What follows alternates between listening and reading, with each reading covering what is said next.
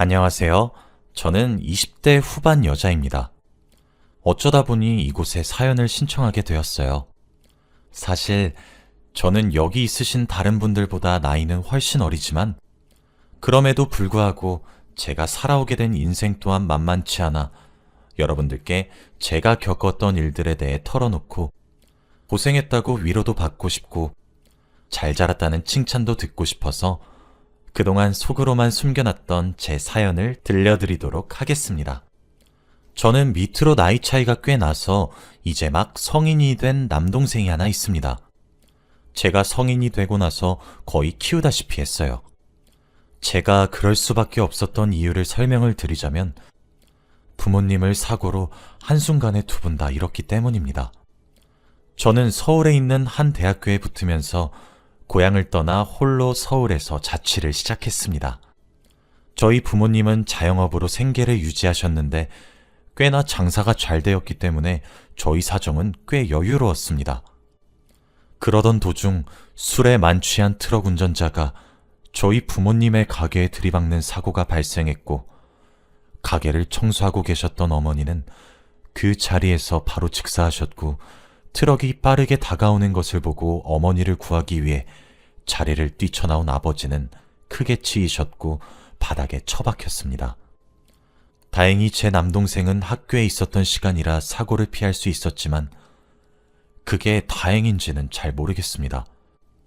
모르는 번호로 전화가 걸려오면 저는 원래 받지 않았는데 그날은 왠지 몰라도 전화를 받게 되더군요. 병원에서 위급하게 들려오는 듯한 목소리와 그 내용에 저는 전화기를 떨어뜨렸고 그 자리에 돌처럼 굳었습니다.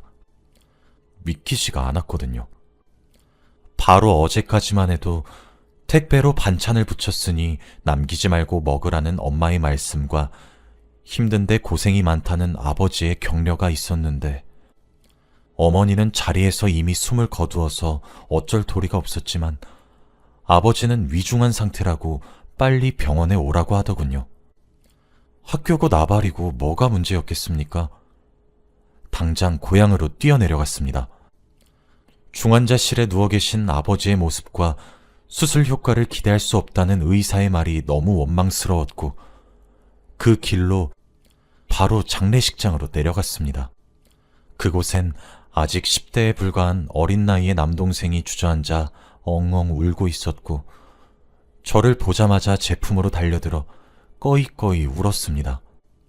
엄마를 그렇게 보낸 뒤 저는 고향에 정착해 아버지를 간병하고 동생을 케어하기 위해 학교에 휴학계를 냈고 급하게 자취방을 빼기 위해 서울로 다시 향했습니다. 일주일도 되지 않는 짧은 사이에 믿기 힘든 일이 너무 많이 생겼더군요. 자취방에 도착해보니 며칠 전 엄마가 붙였다는 반찬이 담긴 택배가 문 앞을 가리고 있었습니다. 보낸 사람 이름에 저희 어머니의 성함을 발견한 순간 차마 꾹꾹 눌러 참고 참으며 삭혔던 눈물이 펑 하고 터졌고 꺼이꺼이 울었습니다. 다행히 초봄이기도 하고 안에 있던 드라이박스 때문인지 반찬이 상하지 않았더군요. 이삿짐 센터를 불러 대충 짐을 꾸려 언제까지 가져다 달라고 한 뒤 급하게 방을 뺐고 그 반찬들은 그대로 들고 고향으로 다시 내려왔습니다. 냉동실에 엄마의 반찬을 넣고 집을 둘러보니 정말 딱 죽고 싶더군요. 그래도 아버지가 아직 살아 계시니까 하는 마음으로 버티고 버텼습니다. 20살. 고등학교를 졸업한 지 얼마 되지 않는 나이. 이제 막 성인이 된 저는 할 수 있는 게 없었고 그저 아버지가 눈을 뜨기만을 기다리고 또 바랬습니다. 하지만 몇 달 지나지 않아 저는 동생의 학교에 전화를 걸어야 했습니다. 아버지가 지금 막 돌아가셨으니 동생을 병원으로 보내달라고 말이죠. 아버지는 트럭에 치이면서 바닥에 머리를 크게 찌으셨는데 그 충격으로 신경이 손상되어 결국 커다란 수술 이후에도 뇌사 상태에 빠져 돌아오지 못하셨습니다. 생전 봉사하시며 남을 도우셨던 아버지가 생각났고 결국 아버지는 7명의 새로운 생명을 남들에게 나눠주고 돌아가셨습니다. 저보다 9살이나 어린 동생을 두고 제가 차마 무너지고 꺾어질 수 없었습니다. 그렇게 부모님 두 분의 상을 몇 달 내에 연달이 치러냈어요. 그리고 알게 된 사실은 어머니와 아버지 두 분 모두 저와 제 동생 둘의 등록비와 결혼 자금을 따로 모으고 계셨고, 그 외에도 보험을 많이 들어놔서인지 보상금이 꽤 컸습니다. 그리고 음주운전 차량의 운전자 가족으로부터 보상금도 많이 받을 수 있었어요. 그나마 다행이었던 점은 음주운전 차량의 운전자 또한 즉사를 했다는 소식이었습니다. 솔직히 살아있었다면 제가 죽여버렸을 것 같기도 한데, 죽었다는 소식이 어찌나 다행이던지 스스로 제가 악마 같은 생각에 소름이 끼치다가도 웃음이 나오더군요. 변호사를 선임해 우리 부모님의 목숨값을 받아낼 수 있을 만큼 최대한 받아내었습니다. 하지만 그게 무슨 의미가 있겠습니까? 이미 저와 제 동생은 부모를 잃었는데요. 그렇게 부모님의 자산을 대충 정리하고 가게도 팔았습니다. 배우지 않아서 운영을 할 수가 없었거든요. 보상금과 합의금까지 합치니 굉장히 큰 돈이 모였어요. 그렇게 부모님이 사셨던 집으로 다시 돌아갔고, 그 이후론 술과 담배만 했던 것 같습니다. 지금 생각해보면 남동생도 많이 어렸었는데 그 어린 것이 제 눈치를 봤을 거란 생각을 하면 가슴 한켠이 짠해지네요. 몇 달을 그렇게 폐인처럼 살았을까. 남동생의 담임 선생님께서 저희 집에 찾아오셨더군요. 부모님을 잃은 충격이 컸던 저는 당시 우울증과 폭식증을 앓고 있었습니다. 갑자기 찾아온 남동생의 담임 선생님도 짜증나고 화가 나서 현관문을 열어 표독스럽게 왜 오셨냐고 쏘아붙였어요. 그랬더니 이제 막 초임으로 부임한 선생님으로 보이는 분께서 말하더군요. 걱정이 되어서 실례를 무릅쓰고 이렇게 찾아뵙게 되었습니다. 불쾌하셨다면 죄송합니다. 라고요. 막상 화는 냈지만 바로 사과를 하는 선생님의 모습에도 뻘쭘해 잠시 기다리시라 말을 하고 거실에 널브러져 있던 것들은 다 방으로 처박아 버리고 들어오게 했습니다. 하지만 그럼에도 불구하고 누추한 꼴이었죠. 집 냉장고를 엄마의 손길이 닿은 채로 두고 싶어 아무것도 버리지 못하고 먹지 못해 냉장고도 엉망이라 집에 음식물 쓰레기 냄새도 진동을 했을 것이고, 여기저기 널브러진 술병들도 애써 무시할 수준이 아닐 만큼 많았을 테고, 집안 곳곳에 담배 냄새가 났을 테니까요. 여기저기 배달 음식을 시켜 먹은 흔적과 치우지 못해 벌레들이 있는 흔적들까지. 막상 집에 선생님을 들이고 나니 그제서야 부끄러움이 밀려오고, 동생의 담임 선생님께 잘 보여도 모자란 것을 폭식으로 인해 뚱뚱하고 음식 국물이 묻은 늘어난 티만 입고 인사를 드리는 게 참 창피했습니다. 전날 마신 술 때문에 속도 안 좋았죠. 그렇게 이야기를 나누게 되었습니다. 담임 선생님이 제게 한 이야기는 충격적이었습니다. 부모님이 돌아가시기 전 남들과 다른 활발함으로 반의 분위기를 주도하는 분위기 메이커였고, 친구들에게 둘러싸여 있었다는 제 동생이 지금 왕따를 당하고 있다고 하더군요. 매일 술과 담배 냄새에 찌든 옷을 입고 등교해서 처음엔 아이들이 슬슬 피하는 정도였다면 이제 잘 씻지도 않는 냄새도 나서 따돌림을 당하고 있다고요. 그러니 누나분께서 힘을 내시고 일어나셔야 된다고 진심으로 호소하시더라고요. 전화로 말씀을 드리기 위해 여러 차례 연락을 드렸으나 받질 않으셔서 이렇게 왔다고, 죄송하다고 사온 토마토 주스를 건네던데 그제서야 동생의 모습이 보이더군요. 동생은 자신 때문에 담임 선생님이 와서 누나가 화가 났다는 생각이 들어서인지 주눅이 든 채로 고개를 푹 숙이고 담임 선생님 뒤에 숨어 있더라고요. 떡진 머리와 꾀지지한 모습과 축 처진 어깨. 제 눈치를 슬금슬금 보는 동생을 보니 그제서야 정신이 차려졌습니다. 생전 처음 보는 동생의 담임 선생님을 붙잡고 처음으로 그렇게 토해내듯 눈물을 흘렸던 것 같아요. 동생도 따라 울었죠. 담임 선생님도 함께 울어줬고 절 위로해 준 것 같아요. 힘들지만 동생을 생각하셔야 되지 않겠냐고. 이제 이 아이에게는 누나가 전부라고요. 그리고 그날부터 저는 힘을 냈습니다. 그렇게 밖을 나가보니 계절이 2개나 바뀌어져 있더군요. 부모님을 잃은 지 반년이 지났더군요. 사실 저는 좀 더 부모님과의 추억에 빠져 살고 싶었습니다. 하지만 동생은 챙겨야 되겠더라고요. 그렇게 21살을 앞둔 어느 겨울날, 저는 집을 대청소했어요. 가슴 아픈 일이었지만 상한 반찬들은 다 버려야 했어요.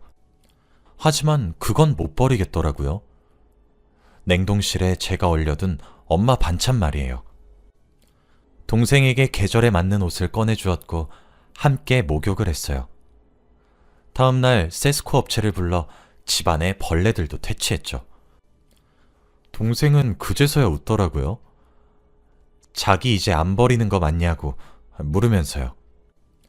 그제서야 제가 슬픔에 빠져 어린 동생을 학대했단 것을 알게 되었습니다. 환경이 깨끗해지니 저도 환기가 되더라고요. 다행히 저희 부모님은 남겨주신 재산과 막대한 합의금이 있어서 금전적으로 아끼면 동생의 결혼자금과 대학 학비는 무난할 것 같았죠. 그때 담임 선생님의 도움을 참 무지하게 많이 받았습니다. 21살의 어린 여자가 할 줄 아는 게 무엇이 있겠습니까? 살림도 엉망이고 요리도 엉망이고 뭐 그랬죠. 어렸던 저는 오빠처럼 물어봐도 괜찮으니 삶을 포기하지 말라는 담임 선생님의 인쇄칠에 정말로 오빠 오빠 거리며 이것저것 묻고 도와달라고 도움을 청했어요. 그리고 우울증과 폭식증을 고치기 위해 상담을 다니기도 했고 운동을 다니며 몸도 마음도 건강하게 돌리려고 많은 노력을 기울였습니다. 그렇게 지내니까 처음에 저는 모든 사람들이 저를 동정하고 있다고 생각하고 부정적으로만 받아들였는데 환경을 바꾸고 생각을 바꾸니 참 고마우신 분들이 많더군요. 동생의 친한 친구들의 어머님들도 저희 집에 들러 이것저것 도움을 주고 알려주기 시작하셨죠. 그렇게 도움을 받으며 지내길 반년. 하루는 담임 선생님께서 제게 복학을 권하더군요. 대학교는 계속 다녀야 되는 것은 아니냐고요. 하지만 제가 서울에 아이를 데리고 이사를 가버리면 아이의 정서적인 문제나 그런 것들이 많은 영향을 받을 것 같았고 그럴 바엔 재수를 하겠다 싶었어요. 제가 완벽하게 케어를 해주지 못하니 동생은 환경이라도 바꾸지 말자 싶었거든요. 그렇게 재수 반년 끝에 성공했고 고향에 위치한 국립대에 다니게 되었어요. 어쩔 수 없이 학과 생활에는 많은 열의를 쏟지 못했어요. 알바도 해야 했으니까요. 차마 목숨값으로 남겨주신 돈은 쉽게 사용하지 못하겠더라고요. 등록금, 학비 이런 것들은 괜찮았는데 생활비는 참 못 쓰겠어서 벌었거든요. 그렇게 저는 저희 집에서 과외를 하면서 지내게 되었어요. 저보다 어린 동생을 케어하면서 집안일을 하면서 할 수 있는 일은 과외뿐이더라고요. 그리고 생각보다 그건 꽤 잘 되었습니다. 그렇게 번 돈으로 동생도 가르쳤고 하고 싶다는 거 배우라고 학원도 보내주었어요. 제가 아이들의 성적을 쑥쑥 올려놓기 시작하자마자 생각보다 정기적인 수입을 벌 수 있게 되었고 동생도 함께 공부를 하게 되니 성적이 좋게 나올 수밖에 없었죠. 그렇게 대학생활 4년 내내 과외로 생활비를 충당했고 여전히 담임 선생님과 교류를 하고 있었어요. 대학을 졸업한 이후에도 과외를 하겠다는 학생 지원이 늘어났고 고민 끝에 조금의 목돈으로 집 근처에 사무실을 얻어 아이들을 가르치는 일을 중점적으로 하기 시작했습니다. 그렇게 점점 학생 수가 늘어나 혼자 감당이 되지 않아 경력직의 직원을 하나둘 뽑게 되었고 어느새 지금의 저는 10명의 선생님을 거느린 학원의 원장님이 되었습니다. 처음엔 전 과목 전부를 가리지 않고 봐주었지만 수학과 영어만을 집중적으로 가르치는 것으로 바꾸자 학생들이 정말 많이 오기 시작했습니다. 거의 저희가 살았던 동네에 대다수의 학생들이 올 정도였죠. 그 사이 제 남동생은 커다란 굴곡 없이 자랐고 큰 반항 한 번 하지 않고 커주었어요. 그리고 올해 서울에 내노라 하는 대학교의 철석부터 저희 학원의 자랑거리도 되어주었습니다. 그 사이 저는 제게 도움을 많이 주었던 담임 선생님, 아니, 이제 남자친구라고 해야 될 것 같네요. 남자친구와 진지하게 만나는 사이가 되었습니다. 알고 보니 그때 담임 선생이 되고 처음 맡게 된 반이 제 남동생의 반이었다고 하더라고요. 처음엔 위로를 한 것도 진심이었지만 정말 오빠 오빠 하며 질문 세례를 쏟아내는 제가 귀엽기도 귀찮기도 했는데 어느 순간 제 걱정만 되었다고 하면서 제게 고백해왔고 저희는 내년에 결혼을 목표로 준비하고 있습니다.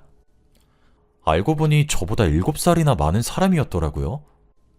저는 제가 가장 힘들었던, 어쩌면 삶의 의지도 놓았을지 모르는 그때 제게 거침없이 손을 내밀어준 사람이었기에 저 또한 오빠의 고백을 받아들이게 되었습니다. 결혼 전에 벌써 3번이나 눈물을 흘렸어요. 결혼을 허락받게 되었을 때도 저희 부모님의 산소에 직접 찾아가서 인사를 드렸고 산소에 대고 걱정하지 말라고 평생 잘 대해주겠으니 마음 놓고 하늘에서 지켜봐 달라는 모습에 한 번 눈물을 훔쳤고 예비 시부모님을 뵙게 된 날에도 부모가 없다는 점을 하자로 보시면 어떡하나 전전긍긍했던 것이 우습게도 예비 시어머니께서 그동안 고생이 얼마나 많았겠냐고 어린 나이에 잘 자라왔다고 제 손을 쓰다듬으며 눈물 짓는 모습에 2번 눈물을 훔쳤고 얼마 전 스승의 날인 5월 15일 동생이 서울에서 집까지 내려와 제게 꽃다발과 선물을 건네주더라고요. 일주일 전에 내려와서 어버이날에도 키워줘서 고맙다고 케이크를 사줘놓고 없는 돈에 무슨 선물이냐며 의아해했더니 동생이 저더러 누나는 내 어버이면서 스승이기도 하잖아 하는 말에 3번 눈물을 훔쳤습니다.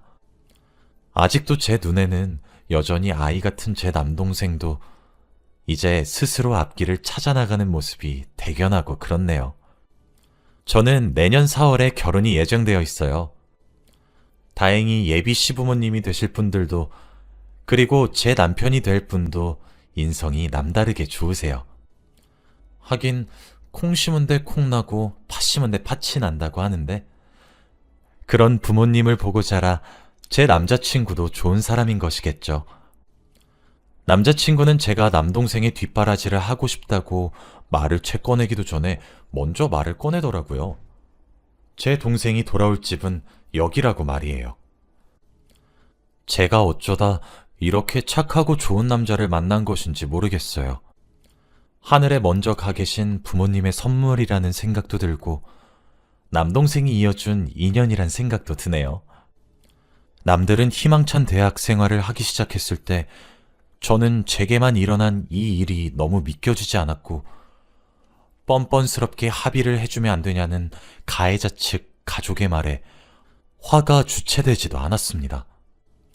결국 금전적으로는 이득을 얻었지만 그 이득을 얻은 대가로 부모가 없어졌다는 것은 큰 상실이었죠. 저는 챙겨야 할 어린 가족이 남아 있었기에 남들보다 훨씬 더 일찍 홀로 서기를 시작했고 그 과정에서 수도 없이 무너지고 힘들었고 막말로 때려치우고 어딘가로 도망가고 싶었던 적도 수도 없이 많았습니다. 그럴 때마다 돌아가신 엄마 아빠가 얼마나 보고 싶고 그리웠는지 몰라요. 하지만 그렇다고 해도 동생 얼굴을 떠올리면 도망치고 싶다가도 정신이 차려지더라고요. 지금은 다행히 좋은 사람들을 만나게 되어 지금 이 정도의 사회적 성공을 거둘 수 있게 되었습니다.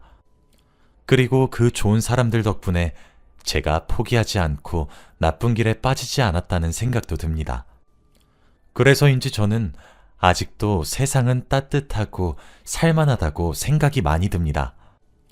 제가 제 이야기를 보낸 이유는 제 이야기가 어떤 이들에게 희망이 되었으면 하는 마음 때문입니다. 지금도 말 못할 슬픔과 감당하기 힘든 현실에 주눅들고 어딘가로 훌쩍 도망쳐버리고 싶은 사람이 분명히 있을 겁니다. 정말 뻔한 말일 수 있겠지만 그런 분들께 하고 싶은 말은 조금만 더 버티라는 말입니다. 조금만 더 해보세요.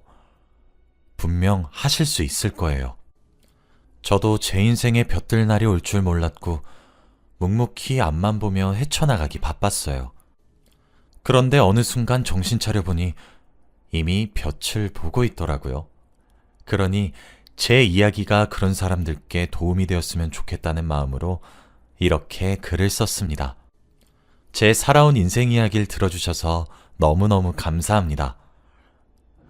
여러분들도 행복한 하루 되시길 바라며 이만 글을 줄이겠습니다. 감사합니다.